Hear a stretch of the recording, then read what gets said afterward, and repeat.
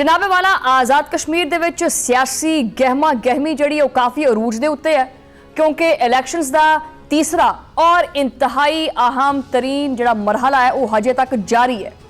Poonch division के मैदान दे विच सियासी जिहड़े पहलवान ने वो आए पे ने आमने सामने, और इस डिवीजन का एक होर बड़ा जिहड़ा कहते ना पहला फेज इहनूं शुमार किया जा रहा है।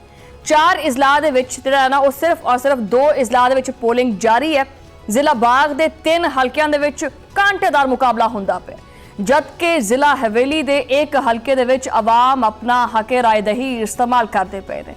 दूजे पासे 2 अहम इजलाह दे विच इलैक्शन फिलहाल मुलतवी कर दिता है। पुंछ के 5 हल्कियां दे विच वोटिंग का अमल रोक दिता गया। सिंधनोती के 2 अहम हल्कियां दे विच भी इंतखाब जिहड़ा वो मौखर कर दिता गया। इलैक्शन कमीशन ने वाज़ह किया है कि रावलाकोट के हालात जिहड़े ने वो छेती नॉर्मल हो जाएंगे और हालात बेहतर होंदे ही नवे शेड्यूल का बाकायदा तौर पर ऐलान कर दिता जाएगा। यानी आइंदा 7 दिनों के विच नवीं तारीखां होणगियां आमने सामने, और इस वेले गिनती का अमल जारी है। गैर हतमी और गैर सरकारी नताइज जिहड़े ने वो आने का सिलसिला भी लग्या होया, और इस बार का इंतखाबी मार्का तारीख का सब तो ज़्यादा दिलचस्प मार्का बन चुके हैं। इस मैदान दे विच मुल्क की इंतहाई ताकतवर और नामवर शख्सियात वो आप उतरियां ने। वो किदा मौजूदा वज़ीर आज़म और 2 साबिक वज़ीर आज़म खुद इंतखाबी दौड़ दे विच आप शामिल ने, और यही वजह है कि पूरे खिते दियां नज़रां इन्हां हल्कियां दे नतीजियां दे उत्ते टिकियां हुईयां। मुस्लिम कॉन्फ्रेंस के सरबराह और साबिक वज़ीर आज़म सरदार अतीक अहमद खान आपदी किस्मत आजमांदे पे ने। इस्तेहकाम पाकिस्तान पार्टी के कायद और साबिक वज़ीर आज़म सरदार तनवीर इलियास भी मैदान दे विच डटे पे ने, अपने पैर जिहड़े ने गाड़े ने जमीन दे विच, जबकि मौजूदा वज़ीर आज़म आज़ाद कश्मीर फैसल मुमताज़ राठौर वो भी आपदी सीट बचाने की जंग मुसलसल लड़ते पे। अच्छा, अगर आप माजी के 2 अहम मराहिल के उत्ते नज़र पाइए तो जी तस्वीर है वो बिल्कुल जो धुंधला धुंधलापन है ना वो नहीं रहिंदा, साफ हो जाती है। इलैक्शन के पहले मरहले दे विच मीरपुर डिवीजन दीयां कुल 13 नशिस्तां दे उत्ते मुकाबला होया सी। इन्हां 13 दे विचों 9 नशिस्तां दे उत्ते मुस्लिम लीग नून ने वड्डी कामयाबी हासिल की सी। दूजे पासे पीपल्स पार्टी सिर्फ और सिर्फ 4 सीटां ही अपने वल्ले जिहड़ा ना करके रह गई। और ये तो बाद की होया, दूसरे मरहले दे विच शोर मचिया। दूसरे मरहले दे विच मुजफ्फराबाद डिवीजन और मुहाजिरीन दीयां नशिस्तां दे उत्ते मार्का आराई हुई। मुजफ्फराबाद दीयां 9 और मुहाजिरीन दीयां 12 नशिस्तां दे उत्ते अवाम ने वोट पाए। इत्थे जनाबे वाला नून लीग ने अपनी जिहड़ी ना शानदार कारकर्दगी दिखाते हुए 15 सीटां दे उत्ते जिहड़ा ना सफाया किया, जबकि पीपल्स पार्टी नूं सिर्फ और सिर्फ 6 नशिस्तां दे उत्ते ही इक्तफा करना पिया। हुण तक दे सामने आने वाले मजमूई नताइज इंतहाई हैरानकुन ने। कानून साज असैंबली दीयां कुल 39 मुस्तकीम जड़ियां नशिस्तां ने उन्हां दे तनाजुर दे विच नून लीग सब तो अगे है। नून लीग इस वेले 24 सीटां जित के जनाबे वाला पहले नंबर के उत्ते आ गई है, जबकि पीपल्स पार्टी 10 नशिस्तां दे नाल दूसरे नंबर ते खड़ी है।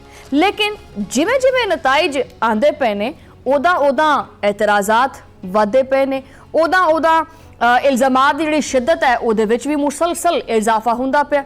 आपोजिशन की तरफों तहफुजात का एक नवा तूफान खड़ा कर दिता गया। खैर ये तो पाकिस्तान की सियासत का वतीरा है, ये चलता है, लेकिन एरकी कुछ ज़्यादा ही होया पिया। पाकिस्तान पीपल्स पार्टी आज़ाद कश्मीर के सदर चौधरी यासीन ने इलैक्शन के शफाफ होने के उत्ते संगीन सवालात चुके हैं। चौधरी यासीन का इल्ज़ाम यह है कि इन्हां इंतखाबात दे विच खुल्लम खुल्ला और बाकायदा एक मुनज़्ज़म तरीके नाल धांधली की गई है। उन्होंने आख्या कि जी नताइज नूं तब्दील करन वास्ते हर मुमकिन मनफी तरीकाकार इस्तेमाल किया गया। चंद नापसंदीदा और मखसूस उम्मीदवारों नूं जबरदस्ती जितवाया गया। चौधरी यासीन दे बकौल नून लीग इलैक्शन तो पहले ही सारा प्लान तैयार करके आई सी। उन्होंने इत्थे तक दावा कर दिता है कि यह बनने वाली हुकूमत जिहड़ी है ये ज़्यादा दिन नहीं चलेगी। इस मुतनाज़ा इलैक्शन की वजह तो दुनिया भर दे विच कश्मीरी आवाम दे विच जिहड़ा ना वो एक इंतहाई मनफी पैगाम उन्हां वालों दिता गया। और इत्थे ये भी कई अहम और बुनियादी सवाल जिहड़े पैदा होंदे है वो एक कि मुस्लिम लीग नून आज़ाद कश्मीर दे विच 2/3 अक्सरियत हासिल करन दे विच कामयाब होएगी कि वो आपदे बलबोते दे उत्ते एक मजबूत हुकूमत बना सकेगी। ਜਾਂ ਫਿਰ ਆਪੋਜੀਸ਼ਨ ਦਾ ਇਹ ਸਖਤ एहतजाज ਸੜਕਾਂ ਤੱਕ ਪਹੁੰਚ ਜਾਏਗਾ? ਕੀ ਇਲੈਕਸ਼ਨ ਦੇ ਬਕਾਇਦਾ ਇਖਤਤਾਮ ਤੋਂ ਬਾਅਦ ਆਜ਼ਾਦ ਕਸ਼ਮੀਰ ਦਾ ਸਿਆਸੀ ਬੁਹਰਾਨ ਖਤਮ ਹੋ ਜਾਏਗਾ, ਜਾਂ ਫਿਰ ਨਤਾਇਜ ਤੋਂ ਬਾਅਦ ਇੱਕ ਹੋਰ ਵੱਡਾ ਖੌਫਨਾਕ ਸਿਆਸੀ ਤੂਫਾਨ ਉਹ ਪੈਦਾ ਹੋਏਗਾ? ਪੂੰਛ ਡਿਵੀਜ਼ਨ ਦੀ ਇਹ ਜਿਹੜੀਆਂ ਬਚੀਆਂ ਹੋਈਆਂ ਨਸ਼ਿਸਤਾਂ ਨੇ ਆਇੰਦਾ ਦੀ ਪੂਰੀ ਸਿਆਸੀ ਹਿਕਮਤ ਅਮਲੀ ਇਹ ਤੈਅ ਕਰਨਗੀਆਂ। ਆਵਾਮ ਦਾ ਹਤਮੀ ਫੈਸਲਾ ਜਿਹੜਾ ਨਾ ਉਹ ਹੁਣ ਕਿਹਦੇ ਹੱਕ ਵਿੱਚ ਨਿਕਲੇਗਾ? ਕੀ ਮੌਜੂਦਾ ਵਜ਼ੀਰ ਆਜ਼ਮ ਫੈਸਲ ਮੁਮਤਾਜ਼ ਰਾਠੌਰ ਆਪਦੀ ਰਵਾਇਤ ਕਾਇਮ ਰੱਖ ਸਕਣਗੇ? ਕੀ ਸਾबिक वज़ीर आज़म सरदार अतीक और सरदार तनवीर इलियास दोबारा आपदा सियासी लोहा ਇਹ ਮਨਵਾਉਣ ਦੇ ਵਿੱਚ ਕਾਮਯਾਬ ਹੋਣਗੇ? ਇਹਨਾਂ ਸਾਰੇ ਸਵਾਲਾਂ ਦੇ ਜਵਾਬਾਂ ਵਾਸਤੇ ਪੂਰੇ ਖਿੱਤੇ ਨੂੰ ਹਤਮੀ ਨਤਾਇਜ ਦਾ ਸ਼ਿੱਦਤ ਨਾਲ, ਬੇਸਬਰੀ ਨਾਲ, ਬੇਚੈਨੀ ਨਾਲ ਇੰਤਜ਼ਾਰ ਹੈ। आज़ाद कश्मीर ਦਾ सियासी मंजरनामा इस वेले की लम्हा ब लम्हा तब्दील ਹੁੰਦਾ ਪਿਆ। हर ਜਿਹੜਾ ਨਾ ਉਹ ਗੁਜ਼ਰਨ ਵਾਲੇ ਘੰਟੇ ਦੇ ਵਿੱਚ, ਹਰ ਨਵੇਂ ਘੰਟੇ ਦੇ ਵਿੱਚ ਸਿਆਸਤ ਦੇ ਵਿੱਚ ਇੱਕ ਨਵਾਂ ਮੋੜ ਸਾਹਮਣੇ ਆਉਂਦਾ ਪਿਆ। ਆਵਾਮੀ ਸਤਹ ਦੇ ਉੱਤੇ ਬੇਚੈਨੀ ਵੱਧਦੀ ਪਈ ਹੈ ਔਰ ਆਵਾਮੀ ਸਤਹ ਦੇ ਉੱਤੇ ਦਿਲਚਸਪੀ, ਇਹ ਦੋਨੋਂ ਆਪਦੇ ਅਰੂਜ ਦੇ ਉੱਤੇ ਹੈ। ਲੋਕੀ ਇਸ ਟਾਈਮ ਆਪਦੇ ਟੀਵੀ ਔਰ ਮੀਡੀਆ ਰਿਪੋਰਟਸ ਦੇ ਉੱਤੇ ਮੁਸਲਸਲ ਨਜ਼ਰਾਂ ਟਿਕਾ ਕੇ ਬੈਠੇ ਹੈ। ਇਲੈਕਸ਼ਨ ਕਮਿਸ਼ਨ ਦੀ ਹਰ ਨਵੀਂ ਪ੍ਰੈਸ ਰਿਲੀਜ਼ ਦੇ ਉੱਤੇ ਸਾਰਿਆਂ ਦੀ ਜਿਹੜੀ ਤਵੱਜੋ ਹੈ ਉਹ ਲੱਗੀ ਹੋਈ ਹੈ। ਇਕਤਦਾਰ ਦਾ ਜਿਹੜਾ ਇਹ ਤਾਜ ਹੈ ਇਹ ਕਿਹਦੇ ਸਿਰ ਦੇ ਉੱਤੇ ਸੱਜੇਗਾ? ਇਹਦਾ ਜਵਾਬ ਲੱਭਣ ਵਾਸਤੇ ਬੈਠੇ ਲੋਕੀ। ਇਹ ਕਿਹਦਾ ਸਿਆਸੀ ਮੁਸਤਕਬਲ ਰੋਸ਼ਨ ਹੋਏਗਾ ਔਰ ਕਿਹਨੂੰ ਨਾਕਾਮੀ ਦਾ ਸਾਹਮਣਾ ਕਰਨਾ ਪਏਗਾ? ਆਪੋਜੀਸ਼ਨ ਦੀ ਇhtਜਾਜੀ ਤਹਿਰੀਕ ਦਾ ਜਿਹੜਾ ਸਿਸਟਮ ਹੈ ਉਹ ਕਿਹੜੀ ਸ਼ਕਲ ਇਖਤਿਆਰ ਕਰੇਗਾ? ਕੀ ਆਪੋਜੀਸ਼ਨ ਈਵਾਨ ਦਾ ਬਾਈਕਾਟ ਕਰੇਗੀ ਜਾਂ ਸੜਕਾਂ ਦੇ ਉੱਤੇ ਫਿਰ ਦਮਾਦਮ ਮਸਤ ਕਲੰਦਰ ਹੋਏਗਾ? ਇਹਨਾਂ ਸਾਰੇ ਪੇਚੀਦਾ ਔਰ ਅਹਿਮ ਸਵਾਲਾਂ ਦੇ ਜਵਾਬਾਂ ਵਾਸਤੇ ਕੌਮ ਇੰਤਜ਼ਾਰ ਕਰਦੀ ਪਈ ਹੈ। ਅਗਰ ਦੇਖਿਆ ਜਾਏ ਤਾਂ ਆਜ਼ਾਦ ਕਸ਼ਮੀਰ ਦੀ ਤਾਰੀਖ ਦੇ ਵਿੱਚ ਇਸ ਤਰ੍ਹਾਂ ਦੇ ਸਿਆਸੀ ਸਖਤ ਸਿਆਸੀ ਮਾਰਕੇ ਦੇ ਜਿਹੜਾ ਉਹ ਬਹੁਤ ਘੱਟ ਦੇਖਣ ਨੂੰ ਮਿਲੇ। ਹਰ ਸਿਆਸੀ ਜਮਾਤ ਨੇ ਇਸ ਇਲੈਕਸ਼ਨ ਨੂੰ ਆਪਦੀ ਜ਼ਿੰਦਗੀ ਔਰ ਮੌਤ ਦਾ ਮਸਲਾ ਬਣਾ ਲਿਆ। ਤੁਹਾਨੂੰ ਤਾਂ ਪਤਾ ਹੀ ਹੈ ਕਿ ਆਜ਼ਾਦ ਕਸ਼ਮੀਰ ਦੇ ਇਲੈਕਸ਼ਨ ਦਾ ਇਸ ਟਾਈਮ ਕਿੰਨੇ ਜਿਹੜਾ ਨਾ ਉਹ ਤਵੱਜੋ ਦਾ ਮਰਕਜ਼ ਬਣੇ ਹੋਏ ਹੈ ਪੂਰੇ ਪਾਕਿਸਤਾਨ ਵਾਸਤੇ। ਕਾਰਕੁਨਾਨ ਦਾ ਜਿਹੜਾ ਜੋਸ਼ੋ ਖਰੋਸ਼ ਹੈ ਉਹ ਵੀ ਇੰਤਹਾ ਦੇ ਉੱਤੇ ਪਹੁੰਚਿਆ ਪਿਆ। ਗਲੀਆਂ ਦੇ ਵਿੱਚ, ਮੁਹੱਲਿਆਂ ਦੇ ਵਿੱਚ ਸਿਰਫ ਇਲੈਕਸ਼ਨ ਦੇ ਹੀ ਚਰਚੇ ਹੁੰਦੇ ਪਏ। ਪੁੰਛ ਔਰ ਹਵੇਲੀ ਦੇ ਆਵਾਮ ਦਾ ਇਹ ਵੋਟ ਆਇੰਦਾ 5 ਸਾਲ ਦੀ ਜਿਹੜੀ ਸਿਆਸਤ ਹੈ ਉਹਦਾ ਰੁਖ ਮੁਤਅਯਨ ਕਰੇਗਾ। ਆਪੋਜੀਸ਼ਨ ਦੇ ਇਲਜ਼ਾਮਾਤ ਤੋਂ ਬਾਅਦ ਇਲੈਕਸ਼ਨ ਕਮਿਸ਼ਨ ਦੀ ਜਿਹੜੀ ਜ਼ਿੰਮੇਵਾਰੀ ਹੈ ਉਹ ਮਜ਼ੀਦ ਵੱਧ ਗਈ ਹੈ। ਸ਼ਫਾਫੀਅਤ ਉਹਨੂੰ ਸਾਬਤ ਕਰਨਾ ਪਏਗਾ ਕਿ ਹੁਣ ਇਦਾਰੇ ਵਾਸਤੇ ਇਲੈਕਸ਼ਨ ਕਮਿਸ਼ਨ ਦਾ ਇਹ ਸਾਬਤ ਕਰਨਾ ਕਿ ਸਾਡਾ ਇਦਾਰਾ ਸਾਫ਼ ਔਰ ਸ਼ਫਾਫ ਹੈ, ਇਹ ਉਹਦੇ ਵਾਸਤੇ ਚੈਲੰਜ ਬਣ ਚੁੱਕਿਆ। ਇਲੈਕਸ਼ਨ ਕਮਿਸ਼ਨ ਨੂੰ ਸਾਬਤ ਕਰਨਾ ਪਏਗਾ ਕਿ ਜਨਾਬ ਇਹ ਜਿੰਨਾ ਵੀ ਅਮਲ ਹੋਇਆ ਹੈ ਇਹ तमाम ਅਮਲ ਬਿਲਕੁਲ ਪਾਕ ਔਰ ਸ਼ਫਾਫ ਸੀ। ਮੁਸਲਿਮ ਲੀਗ ਨੂਨ ਆਪਦੀ ਇਸ ਵੱਡੀ ਕਾਮਯਾਬੀ ਨੂੰ ਆਪਦੀ ਬਿਹਤਰੀਨ ਕਾਰਕਰਦਗੀ ਦਾ ਨਤੀਜਾ ਕਰਾਰ ਦਿੰਦੀ ਪਈ ਹੈ। ਦਾਅਵਾ ਉਹਨਾਂ ਦਾ ਇਹ ਹੈ ਕਿ ਆਵਾਮ ਨੇ ਉਹਨਾਂ ਦੇ ਬਿਆਨੀਏ ਔਰ ਤਰੱਕੀਆਤੀ ਕੰਮਾਂ ਦੇ ਉੱਤੇ ਆਪਦੇ ਵੋਟ ਦੀ ਮੋਹਰ ਲਾਈ ਹੈ ਨਾ। ਵੈਸੇ ਮੈਨੂੰ ਇੱਕ ਚੀਜ਼ ਯਾਦ ਆ ਗਈ ਵੀ ਇੰਨੀ ਕਾਰਕਰਦਗੀ ਚੰਗੀ ਸੀ ਤਾਂ ਫਿਰ ਇੰਨੀਆਂ ਬੱਸਾਂ 10 ਬੱਸਾਂ ਇਹ ਕਿਹੜੇ ਵਾਊ 'ਚ ਆਜ਼ਾਦ ਕਸ਼ਮੀਰ ਪਹੁੰਚੀਆਂ ਨੇ?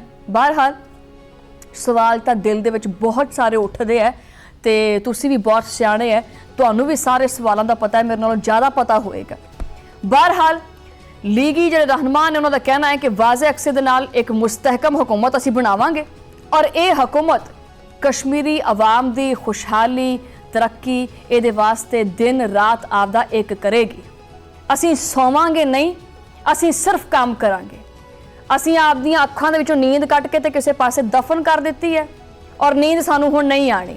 ਅਸੀਂ ਸਾਡਾ ਭਾਵੇਂ ਜੋ ਮਰਜ਼ੀ ਹੋ ਜਾਵੇ ਲੇਕਿਨ ਅਸੀਂ ਕਸ਼ਮੀਰੀ ਆਵਾਮ ਵਾਸਤੇ ਆਪਣੀ ਜ਼ਿੰਦਗੀ ਵਕਫ ਕਰ ਦੇਣੀ ਹੈ, ਇਹ ਆਖਿਆ ਉਹਨਾਂ ਨੇ। ਦੂਸਰੇ ਪਾਸੇ ਆਪੋਜੀਸ਼ਨ ਜਿਹੜੀ ਹੈ ਉਹ ਇਸ ਬਿਆਨੀਏ ਨੂੰ ਮੰਨਣ ਤੋਂ ਮੁਕੰਮਲ ਇਨਕਾਰ ਕਰਦੀ ਪਈ ਹੈ। ਉਹਨਾਂ ਦਾ ਕਹਿਣਾ ਹੈ ਕਿ ਇਹ ਅਵਾਮੀ ਮੈਂਡੇਟ ਦੀ ਚੋਰੀ ਹੈ। ਸਿਆਸੀ ਤਜਜ਼ੀਆਕਾਰਾਂ ਦਾ ਮੰਨਣਾ ਹੈ ਕਿ ਅਗਰ ਇਲੈਕਸ਼ਨ ਦੇ ਨਤਾਇਜ ਸ਼ਫਾਫ ਤਸਲੀਮ ਨਾ ਕੀਤੇ ਗਏ ਤਾਂ ਜਨਾਬੇ ਵਾਲਾ ਫਿਰ ਮੁਲਕ ਦੇ ਵਿੱਚ ਅਨਾਰਕੀ ਫੈਲ ਸਕਦੀ ਹੈ। ਆਉਣ ਵਾਲੇ ਦਿਨਾਂ ਦੇ ਵਿੱਚ ਸਿਆਸੀ ਅਦਮ ਇਸਤਹਿਕਾਮ ਮਜ਼ੀਦ ਵੱਧ ਸਕਦਾ ਹੈ। हुकूमत वास्ते ईवान नूं चलाना और कानून साजी करना ये हो जाएगा बड़ा मुश्किल। बलखसूस 2/3 अक्सरियत ना मिलन की सूरत दे विच इतिहादियां दी ऑबवियसली ब्लैकमेलिंग का खतरा वो मौजूद रहेगा। यही वजह है कि हर पासे हुण हर किसी की जिहड़ी नज़र दे विच हुण रावला कोट दे जिहड़े मुलतवी शुदा इलैक्शनस ने और आइंदा आउण वाले हतमी नताइज दे उत्ते जमियां होईयां नज़रां ने।